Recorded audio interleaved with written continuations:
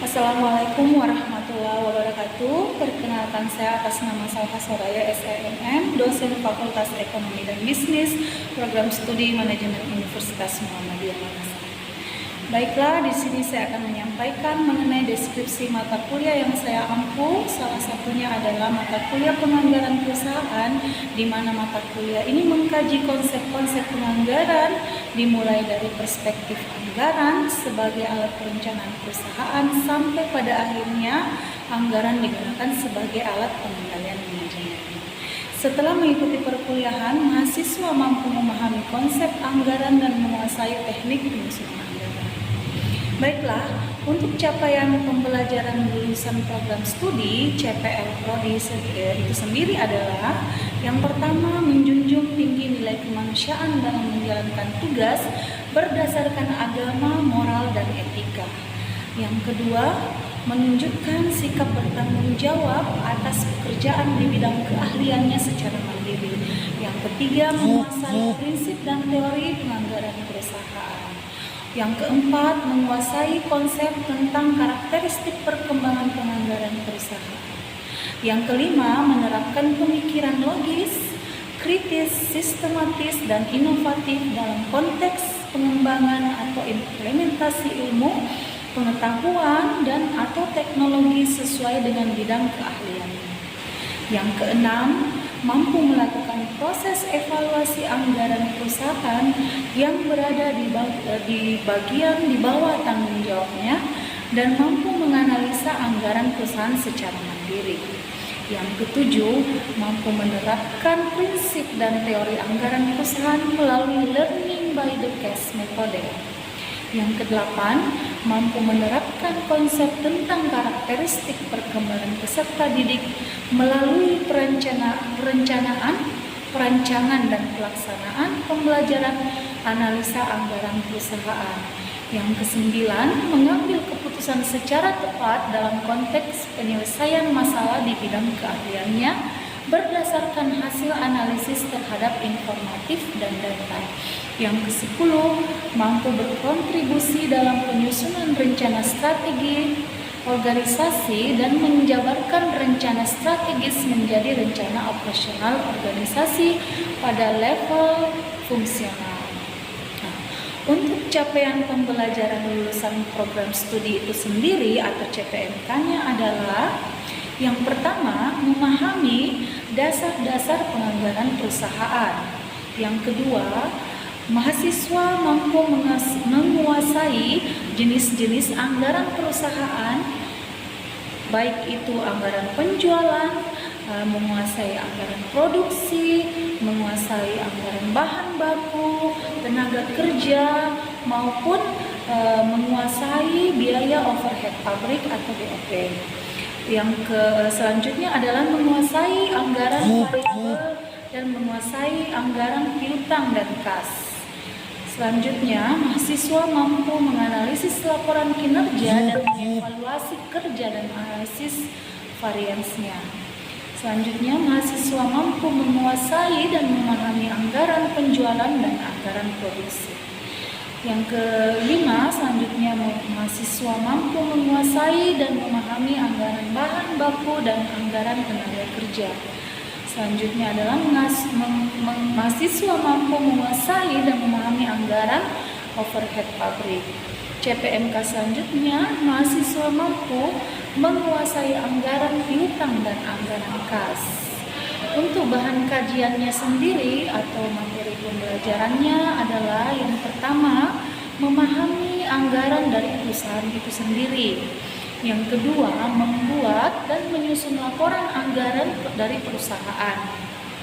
Yang ketiga adalah memahami bagaimana analisa suatu anggaran perusahaan. Yang keempat, memahami jenis-jenis anggaran perusahaan. Yang kelima, memahami anggaran penjualan, anggaran produksi, dan anggaran bahan baku.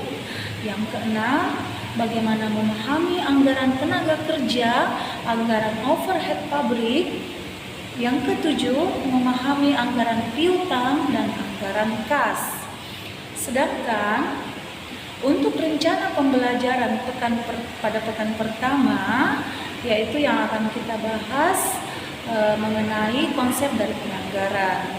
Tujuannya dari pembelajaran ini adalah mahasiswa mampu memahami konsep dasar penganggaran perusahaan. Sedangkan indikator capaiannya yaitu memahami, mendeskripsikan mata kuliah, materi, dan tugas. Yang kedua, memahami pengertian anggaran. Yang ketiga, memahami kegunaan anggaran. Dan yang keempat, memahami tujuan penyusunan anggaran. Sedangkan untuk bentuk dan metode pembelajarannya masih dilakukan secara online. Ya, dengan cara belajar mandiri atau mempelajari bahan pembelajaran yang telah disediakan. Adapun tugasnya terstruktur sesuai dengan metode dari dosen, yaitu penulisan esai. Sedangkan aktivitas kelasnya diusahakan bahwa presentase dan diskusi serta tanya jawab menyangkut materi yang telah dijelaskan. Baiklah, itulah tadi deskripsi singkat mengenai mata kuliah yang saya ampu, yaitu penganggaran perusahaan. Alhamdulillah, penganggaran perusahaan ini, materi dan mata kuliah ini telah saya ajarkan di beberapa semester. Untuk itu demikian deskripsi dari mata kuliah yang saya ajarkan. Semoga bermanfaat. Assalamualaikum warahmatullahi wabarakatuh. Untuk konsep penganggaran sendiri, kita akan mempelajari mengenai apa yang dimaksud dengan anggaran itu sendiri, ya. Oke. Coba perhatikan, kalian lihat bahwa anggaran adalah suatu rencana keuangan periodik yang disusun berdasarkan program yang telah disahkan, ya. Anggaran merupakan rencana tertulis mengenai kegiatan suatu organisasi yang dinyatakan secara kuantitatif. Kuantitatif itu berupa angka-angka, ya. Yang namanya anggaran berarti kita berbicara mengenai angka-angka, apalagi dia disusunnya berdasarkan data-data kuantitatif dan umumnya dinyatakan dalam satuan uang untuk jangka waktu tertentu, ya. Misalnya anggaran untuk 3 bulan, anggaran 6 bulan, atau anggaran 1 tahunan, ya. Oke. Sama seperti ini kalau kalian misalnya mau membuat suatu usaha, ya, pasti ada yang namanya anggaran. Karena kalau tidak ada anggarannya, dari mana kalian tahu bahwa usaha kalian ini akan berjalan, ya? Jadi anggaran itu penting karena di situ adalah terrecord semua apa yang akan kalian lakukan, ya. Dari anggaran itu terjelas terlihat bahwa apa yang akan kalian jalankan, ya.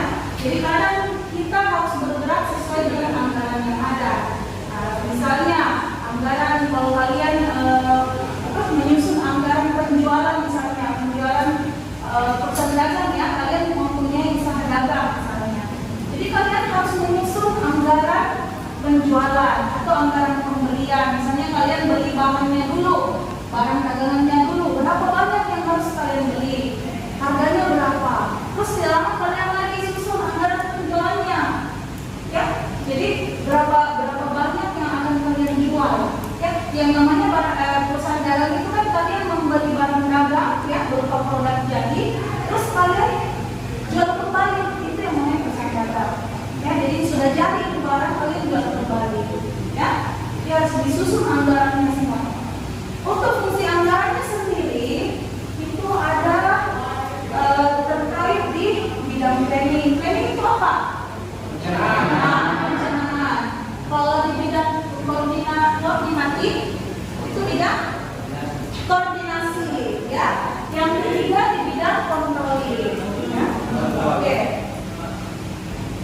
Untuk di bidang planning sendiri, ya, perencanaan, ya, yang namanya apa yang akan kita lakukan pasti ada rencananya, ya. Yang menyangkut masalah anggaran ini di bidang planning, dalam pembuatan anggaran itu membantu manajemen meneliti dan mempelajari segala masalah yang berkaitan dengan aktivitas yang akan dilaksanakan, ya. Jadi ini jelas ya, Dera. Jadi aktivitas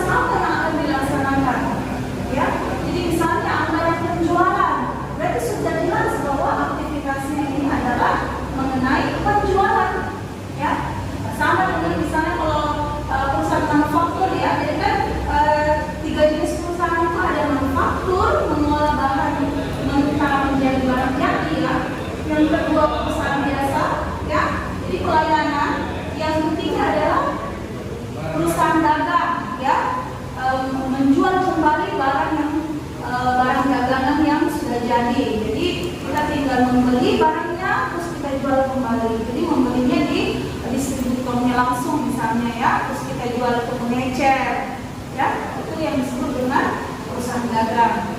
Oke, yang kedua, membantu mengarahkan seluruh sumber daya yang ada di perusahaan dalam menentukan arah atau aktivitas yang paling menguntungkan ya. Jadi anggaran itu dapat juga membantu sumber daya yang ada. Sumber daya yang ada dalam hal ini ya, kita semua nih misalnya dalam suatu perusahaan ya, mulai dari level atas sampai level ke bawah, itu semua terbantu dengan adanya anggaran ini untuk menentukan arah ya, arah atau aktivitas yang akan kita lakukan ya. Apa yang akan kita lakukan itu semuanya berdasarkan anggaran ya. Oke, yang ketiga, membantu arah atau menunjang kebijaksanaan dari perusahaan ya. Jadi segala kegiatan yang kita lakukan itu adalah berdasarkan anggaran dan menunjang daripada kebijaksanaan. Kebijaksanaan artinya keputusan ya, keputusan dari perusahaan itu sendiri. Yang keempat, membantu manajemen memilih tujuan perusahaan. Ini membantu manajemen. Jadi artinya kalau kita berpatokan dengan anggaran, otomatis manajemen akan melihat bahwa apa yang akan kita lakukan apakah sudah sesuai. Jangan sampai juga buat anggaran tapi anggarannya tidak terpakai. Nah, itu jadi sia-sia. Ataukah dipakai tapi melebihi. Nah, itu juga sia-sia. Artinya apa yang kalian sudah anggarkan, usahakan bahwa itu adalah proses kerja yang akan dilakukan oleh manajemen. Usahakan bahwa anggaran itu dipakai sesuai dengan posnya masing-masing. Ya, misalnya kita membeli bahan baku misalnya, itu kan ada anggaran pembelian bahan baku misalnya ya, untuk perusahaan manufaktur itu ada semua caranya bahwa bagaimana perusahaan itu membeli barang baku terus diolah menjadi bahan, itu semua ada anggarannya. Misalnya anggaran tenaga kerjanya, anggaran biaya overhead pabriknya ya, misalnya anggaran apalagi biaya operasionalnya, itu macam-macam itu. Yang paling maksimal dia punya anggaran itu biasanya perusahaan manufaktur, karena banyak kos-kosnya ya, mulai dari bahan baku, terus pengolahannya, terus apalagi biaya tenaga kerja langsungnya, biaya tenaga kerja tidak langsungnya, ada semua itu ya. Jadi nanti akan kita bahas di pertemuan selanjutnya untuk biaya-biaya itu. Ya, selanjutnya yang kelima, membantu menstabilkan kesempatan kerja yang tersedia. Artinya apa? Dari anggaran itu terlaksana dengan baik, berarti pekerjaan yang ada menjadi stabil karena terarah ya, ada anggarannya. Terus membantu pemakaian alat-alat fisik secara lebih efektif. Alat-alat fisik itu seperti apa deh? Alat-alat fisik. Peralatan ya. Ya, peralatan misalnya di pabrik ada mesin apa ya? Mesin ya misalnya ya, perusahaan kopi misalnya, mesin pengolahan biji kopi menjadi bubuk misalnya ya. Itu yang dimaksud dengan alat-alat fisik. Atau apalagi misalnya kendaraan ya, itu alat-alat fisik ya, tinggal terlihat ya. Oke, untuk itu tadi untuk bidang perencanaan, sedangkan untuk di bidang koordinasi, koordinating ya, membantu mengkoordinir faktor sumber daya manusia dengan perusahaan ya. Mengkoordinir artinya memantau ya sumber daya manusia dengan perusahaan, betul. Mengkoordinir, memantau, mengusahakan bahwa apa yang sudah berjalan itu sesuai dengan alurnya masing-masing ya. Terus yang kedua, membantu mengatur kesesuaian antara rencana dengan keadaan lingkungan usaha yang dihadapi ya, untuk koordinasi ya. Yang ketiga, membantu menempatkan pemakaian modal pada saluran-saluran yang menguntungkan sesuai dan seimbang dengan program perusahaan. Yang keempat, membantu mengurai kelemahan dalam organisasi ya. Jadi dari anggaran yang ada kita bisa tahu nih kelemahannya organisasi itu seperti apa ya. Jangan sampai anggaran yang dibuat ini tidak maksimal mendukung program kerja yang ada misalnya ya. Itu makanya dibilang kenapa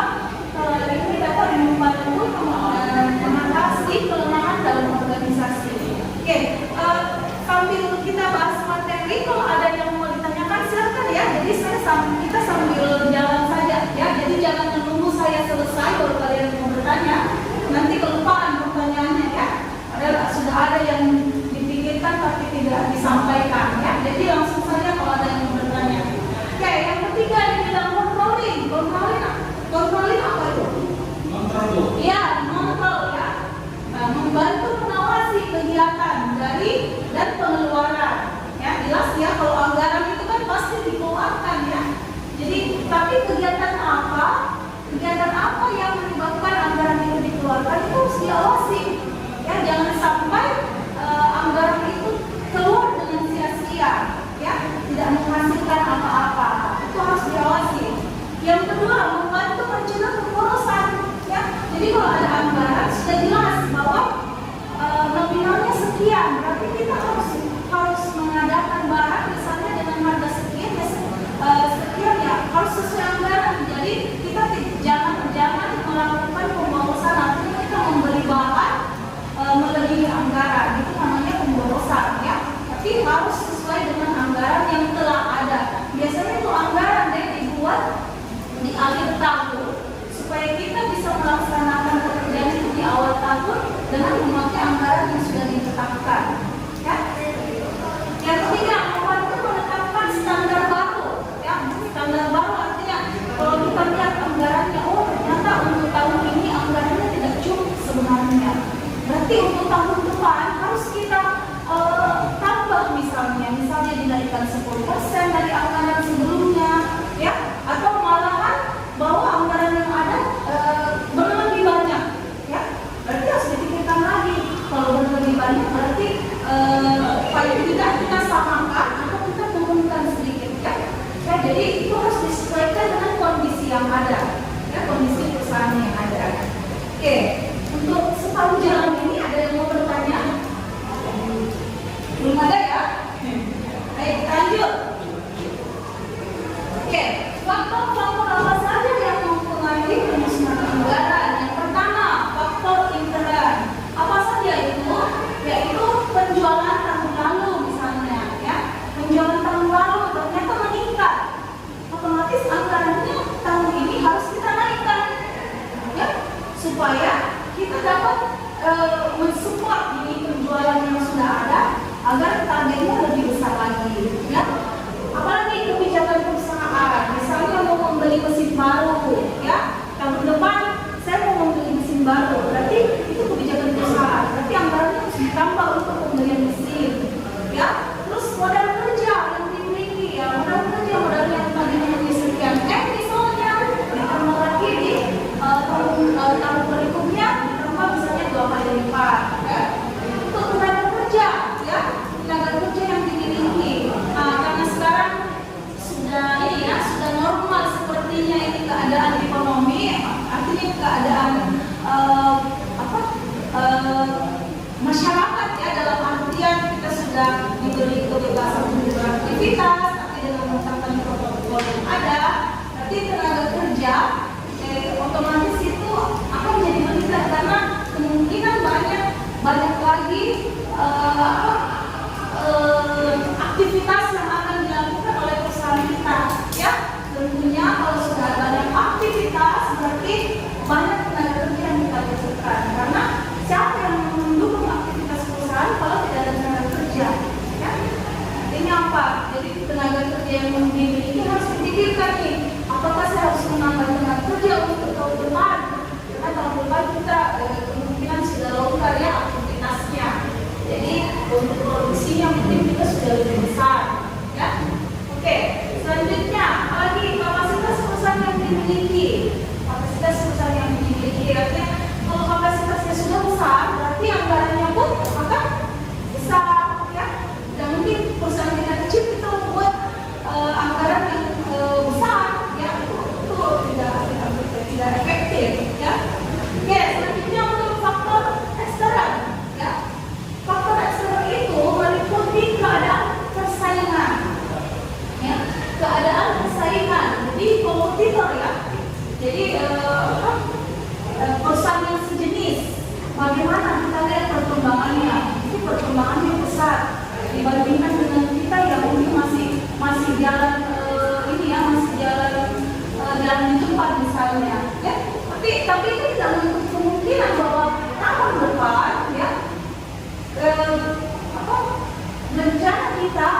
pesan kita akan mengalami kenaikan penjualan juga. Jadi kita harus lihat bahwa kompetitor penjualannya meningkat, berarti kebutuhan masyarakat itu sebenarnya banyak ya.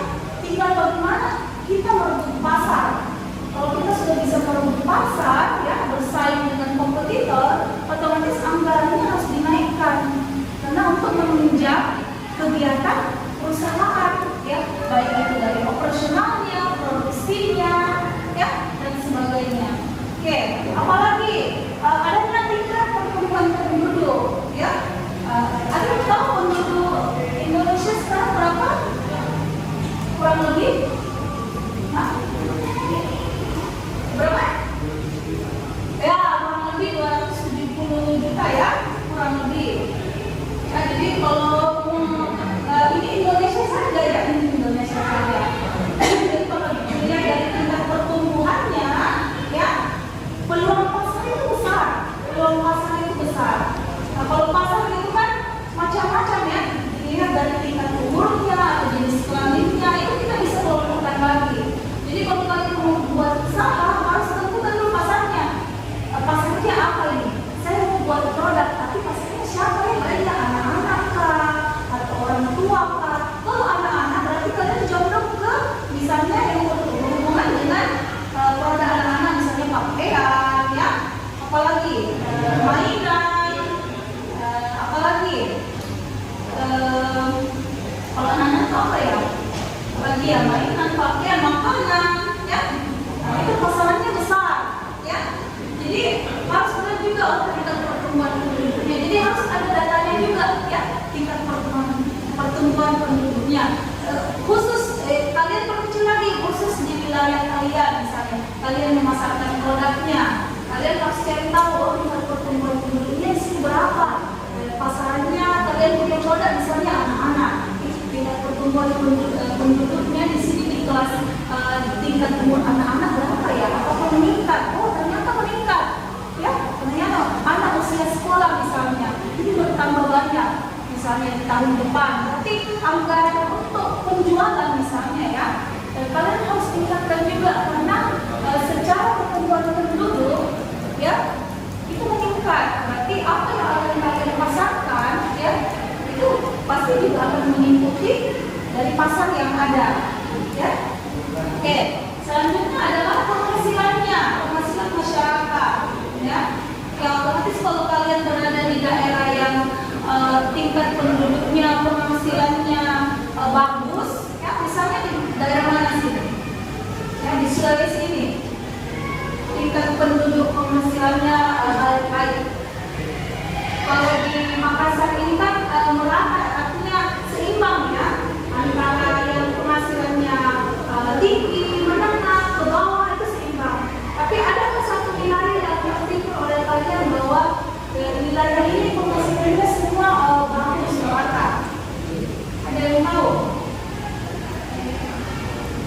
Ada wilayah yang ini, yang menurut kalian tingkat penghasilannya di sana rata-rata ini seimbang. Ada yang tahu? Ya, daerah Solo sama ya. Nah, di situ kan ada perusahaan nikel ya, pertambangan nikel. Nah, rata-rata itu penduduk sana bekerja di perusahaan tersebut ya. Jadi secara penghasilan sebenarnya mereka seimbang ya. Jadi kalau kalian berada di lingkungan itu terus menjual suatu produk, terus pasarannya diminati, nah, itu tentunya pasti akan stabil. Kalian punya proses dalam hal penjualan, produksi misalnya ya, atau pemasaran, itu semua harus seimbang dengan anggarannya juga ya. Oke, selanjutnya pendidikan masyarakat ya. Nah, ini penting juga ya, karena faktor selain penghasilan, pendidikan masyarakat juga menjadi faktor penting, karena dari dengan meningkatnya jumlah penduduk, pendidikan juga pun akan mengikuti dengan apa yang sudah berjalan ya, dari misalnya pertumbuhan penduduk, penghasilan itu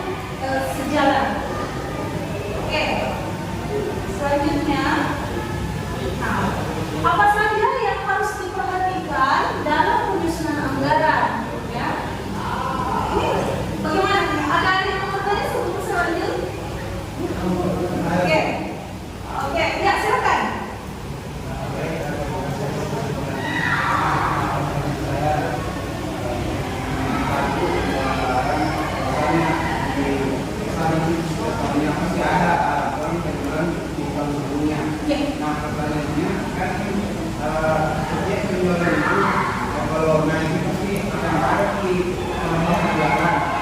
Nah, itu kalau tidak sesuai ekspektasi itu sembako atau penjualan nanti uang yang harus diberikan apa sembako tidak 10% tidak ada di hasilnya apa terbit yang dibiarkan perusahaan. Oh, ya maksudnya di sini dari anggaran yang ada, tapi secara proses produksi, secara proses penjualan itu tidak ada peningkatan. Oh, berarti itu sebenarnya itu dipengaruhi juga penjualan tahun lalu, tapi dipengaruhi juga dengan kondisi lingkungan misalnya. Nah, kalau misalnya kayak gini, oh anggaplah penjualan tahun ini tidak ada kenaikannya dibandingkan tahun lalu, ya. Jadi tetap kita berpedoman pada anggaran yang ada, ya. Tapi kita harus lihat juga kondisinya. Kondisi sekarang ini kan, misalnya ini kita sudah diberi kebebasan untuk beraktivitas. Dibanding dengan tahun lalu kan itu kita pandemi, jadi otomatis secara produksi atau secara penjualan itu tidak ada peningkatan. Tapi setelah adanya kondisi bahwa kita sudah diberi kebebasan untuk beraktivitas, otomatis akan ada yang naik dari situ. Mau itu penjualan, ya, mau itu pembelian bahan baku, ya, itu mau itu pemakaian tenaga kerja, itu pasti akan naik. Jadi dilihat juga kondisi ke depannya seperti apa. Atau kondisinya kita memprediksikan bahwa ini sudah kita dikasih kebebasan bergerak, berarti harus naik dong anggarannya, ya.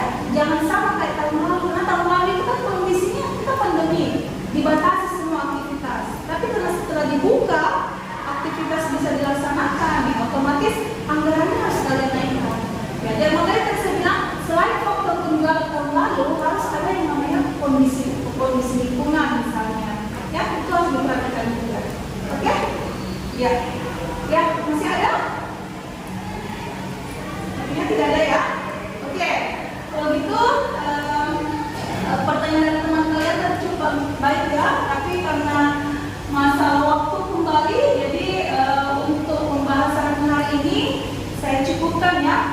Semoga apa yang kita bahas ini bisa bermanfaat untuk